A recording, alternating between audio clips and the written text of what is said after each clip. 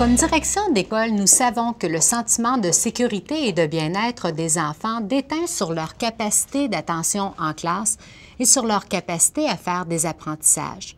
Nous savons qu'ils doivent avoir l'esprit en paix dans une école où le climat est rassurant, mais aussi encadrant. La plupart des écoles ont donc établi un code de vie et des règlements visant à diminuer les manifestations de violence verbale ou physique et ont mis en place des mesures disciplinaires bien déterminées en cas de manquement. Il s'agit toutefois de mesures réactives face aux phénomènes de violence à l'école et à la manifestation des troubles du comportement chez les enfants. Nous savons que la résolution de ces problèmes nécessite une collaboration soutenue et étroite entre les enseignants, la direction, les parents et les autres agents d'éducation intervenant en milieu scolaire. Un plan d'action ne sera efficace que si les moyens visent à prévenir et à réduire les situations à risque et à créer un environnement éducatif permettant à tous les élèves d'acquérir et de renforcer leurs habiletés scolaires et sociales.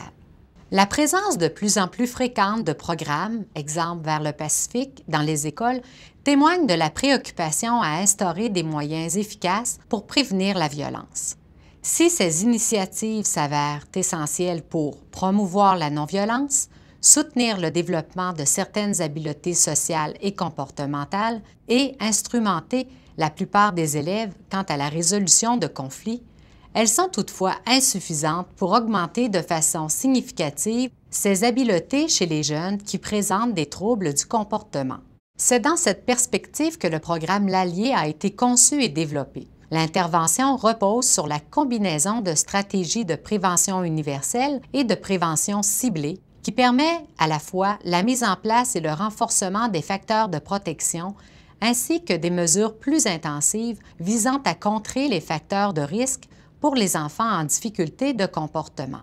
Le programme intégral comprend 4 volets complémentaires, soit la promotion d'activités, de conduite pacifique et de médiation qui s'adressent à tous les élèves, la participation des jeunes en troubles du comportement et de leurs meilleurs amis à un programme d'entraînement aux habiletés sociales et de résolution de problèmes, la participation des parents à un programme visant à améliorer les habiletés parentales ainsi que les pratiques éducatives et à favoriser la collaboration entre le milieu scolaire et la famille.